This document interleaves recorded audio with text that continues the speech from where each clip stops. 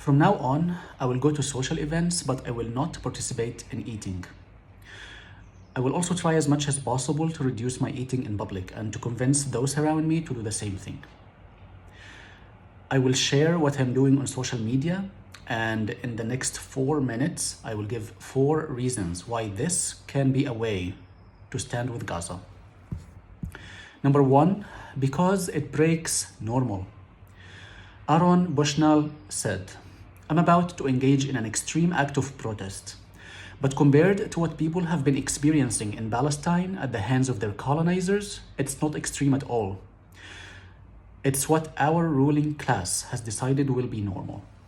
Now, we have watched people stream their own genocide and ethnic cleansing for 5 months now. And it's only getting worse with time. Now, hundreds of thousands are currently starving to death under Israeli siege. Our leaders have failed us. Our international institutions have failed us.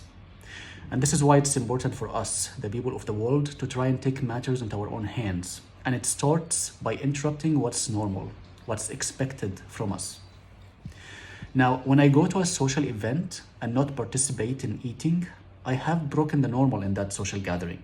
And just think about how much of our socialization is centered around food, whether that be family, friends, co-workers. This is how much people around us will be reminded of Gaza. Number 2, because it's a way to give a message of solidarity to the people of Gaza.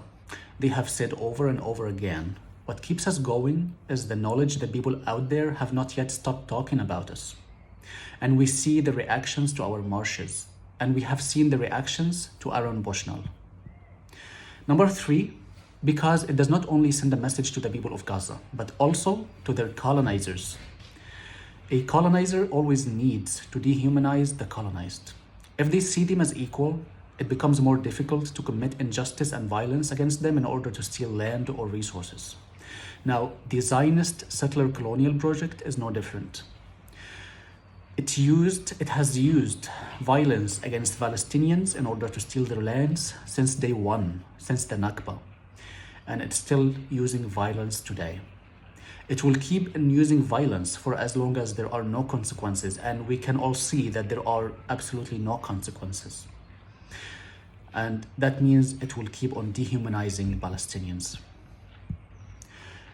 Now, this explains why countries that are committed to the Zionist project have been cracking down hard on solidarity with Palestinians, on any acknowledgement of their rights or humanity.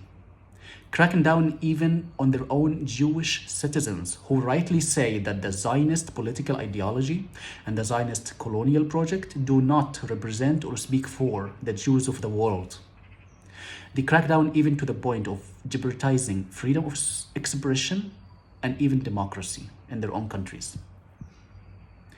Now, when we acknowledge the very human feeling of hunger that's currently gripping Gaza, even in a symbolic way, then we have acknowledged our shared humanity with the people of Gaza.